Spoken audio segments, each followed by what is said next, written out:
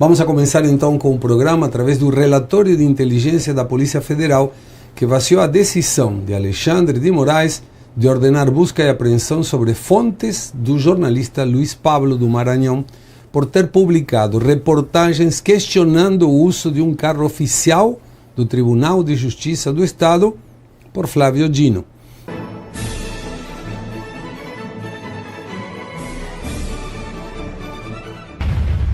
Vamos a começar então com o programa através do relatório de inteligência da Polícia Federal que vaciou a decisão de Alexandre de Moraes de ordenar busca e apreensão sobre fontes do jornalista Luiz Pablo do Maranhão por ter publicado reportagens questionando o uso de um carro oficial do Tribunal de Justiça do Estado por Flávio Dino. Afirma a Polícia Federal não haver indício de crime de violação de sigilo funcional por parte do jornalista e nem ser possível, e abro aspas, apontar com máxima certeza que ele recebeu dinheiro para fazer matéria sobre Dino, fecha aspas. Mesmo assim, Moraes escreveu na sua decisão ter identificado indícios relevantes de que Luiz Pablo cometeu um crime de perseguição contra Flávio Dino, a citar a representação da PGR, que se manifestou, logicamente, a favor das diligências. O relatório da Polícia Federal, no entanto, diz que é preciso ampliar a análise dos dados para se chegar a essa conclusão. O documento ainda sugere que o jornalista obteve os documentos por meio de WhatsApp e se encontrou com a fonte, mas rejeita a ideia de perseguição apontada por Moraes. E abro aspas de novo. Não se trata de acusar o jornalista de cometimento de tal crime, já que o mesmo, em tese, está acobertado pelo direito à liberdade de imprensa amplamente reconhecido em nossos tribunais. Fecha aspas. E eu começo contigo, Eduardo. Essa situação de a polícia contrapõe o Alexandre Moraes. A PGR não podemos esperar absolutamente nada, o Paulo Gonet não vai fazer nada que o Alexandre Moraes não fale. Mas se a polícia disse, cara, não teve crime, e o Alexandre Moraes disse, eu acho que tem crime, para que investiga a polícia então? Perfeito, Segredo. Para que serve então a polícia? Já que o ministro, no caso o juiz, do caso o ministro Alexandre de Moraes, já tem o seu convencimento consolidado. Para que ele precisa então da averiguação, que aí seria a autoridade competente para fazê-lo, que é a Polícia Federal? Óbvio, isso é uma configuração de estado de exceção. Vide que é uma matéria de caráter denunciativo, um jornalista investigativo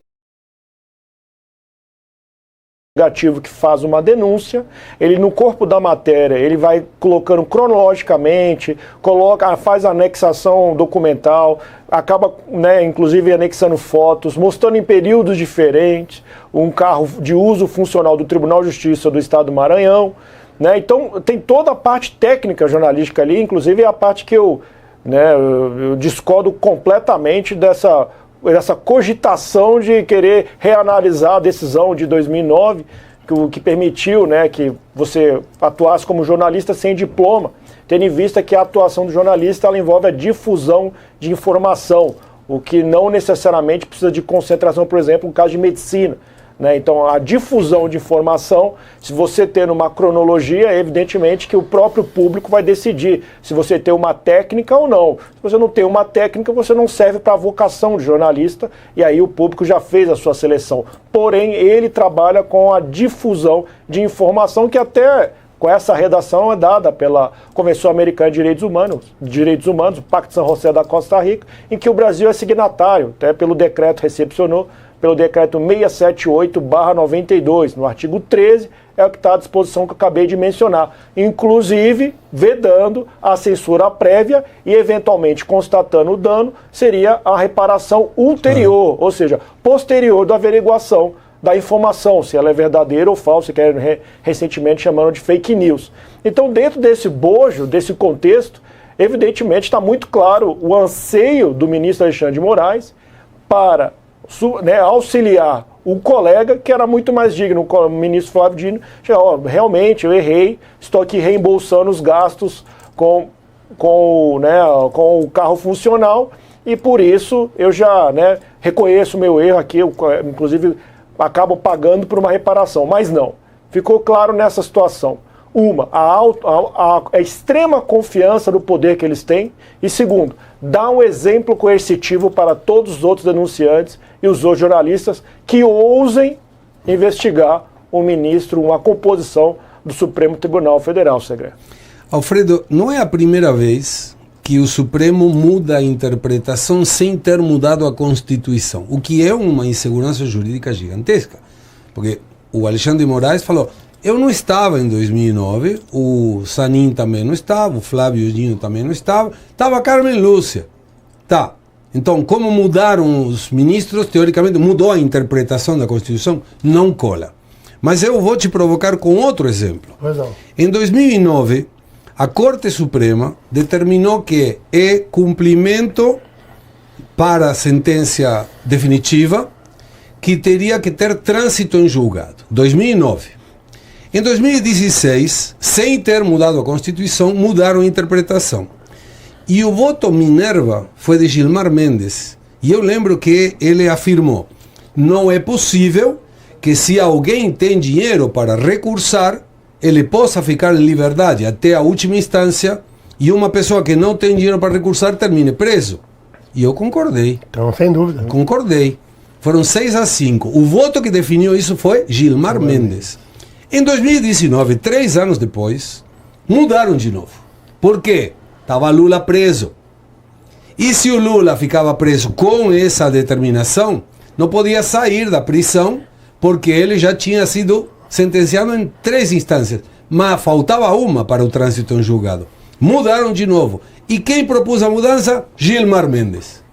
Em que aí falou, não, tá certo. Tem que ir prisão somente trânsito em julgado. E só para lembrar que saiu também dessa baboseira, foi o Sérgio Cabral, sentenciado a 400 e mais anos, e hoje dando palpites de uma piscina numa cobertura no Rio de Janeiro. Ou seja, eles interpretam a lei do jeito que eles querem.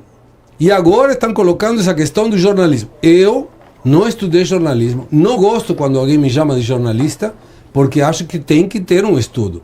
Mas não inabilita a possibilidade que com os estudos que a gente tem, possa desenvolver a carreira jornalista. A fala é sua. Olha, o STF, para mim, é o centrão jurídico do país. Ele vai para o lado que interessa. Quando interessa, ele toma decisões que vão favorecer um determinado governo. Quando não interessa, o contrário. O Alexandre de Moraes me lembra muito, tinha um quadro do nosso saudoso Jô Soares, que era o Sois Rei. Quem és vós? Sois reis, sois reis, sois reis. E ele acha que ele é rei. É. Então, quando vem algum inquérito, alguma avaliação da Polícia Federal ou da parte da Polícia Federal que interessa, ele faz questão de colocar na sua sentença, após avaliação da Polícia Federal e blá blá blá, aquela coisa toda de 45 páginas. Quando não interessa, ok? Não veio aquele relatório que não é o relatório que ele queria. Eu acho muito perigoso, e eu concordo com o Eduardo 100% quando ele fala que estão mandando um recado, ok? A todos os jornalistas do Brasil, principalmente os jornalistas investigativos. Tome cuidado com o que e com quem você investiga. Tome cuidado com quem você mexe. Porque você não tem a menor garantia, porque isso virou de um jeito que daqui a pouco ele vai ser condenado a 10 anos de cadeia porque ele foi averiguar o Dino. Sim. Tá faltando pouco. Eu não ficaria surpreso que, botou na gaveta, morreu o assunto Dino, agora vamos avaliar se tudo aquilo que ele foi buscar realmente teve essa ordem que teve, cronológica, documentos anexados, vão avaliar tudo. Então, esses recados, Eduardo, Segre e amigos, que me preocupam muito. Mas, Eduardo, volto contigo numa situação. Imaginemos por um momento, a Polícia Federal já falou, não teve crime. Ok, se não teve crime, até onde eu sei, você é advogado, não teve crime. Então, a Polícia Federal nem leva a denúncia para a Procuradoria. Perfeito. É isso mesmo. Não leva. Não oferece denúncia. No caso da Procuradoria, que ofereceria a denúncia com base no inquérito. Se o inquérito falou que não há crime, não pode inventar. Não pode nem sequer ser indiciado. Indiciado. Ok. Aí vai o PGR, diz, a Polícia Federal não me interessa. Eu vou indiciar. Mesmo assim, Alexandre de Moraes também. Mas quem está investigando se o que esse Luiz Pablo denunciou é realmente fato? Porque Se não é fato, entra com um processo, calúnia, injúria, difamação, tem poder como para isso, e o Luiz Pablo vai ter que pagar uma multa. Mas e se for verdade? Como que fica Luiz Pablo e como que ficamos todos os que estamos investigando coisas quando tem podres no governo e na oposição? A gente não guarda podre embaixo do tapete. Mas como que fica? Não, perfeito, Segre. É exatamente este que é o impasse. E aí que você vê uma configuração de estado de exceção. Como é que fica essa situação? Vamos colocar, eu vou usar aqui um exemplo bobo, por analogia, é como se a polícia, né, ao investigar, vamos colocar aqui como se fosse um barro ou uma argila. A polícia faz a obra de argila, então ela vai angariar, ela vai colher provas, ela vai ver os indícios, vai fazer as investigações dentro dos limites da lei. Estando o inquérito pronto, ela leva para o Ministério Público, no caso a Procuradoria nesse caso específico. Aí a Procuradoria, com a obra de argila pronta, ela vai oferecer, aí eu vou usar aqui como analogia, vamos dizer, oferecer, exibir ao público, seria o oferecimento da denúncia, o trabalho de argila feito pela polícia. Fiz uma analogia para facilitar o entendimento para o pessoal de casa. Então, dentro desse contexto, não teve trabalho de argila. Que escultura de argila que você está esperando?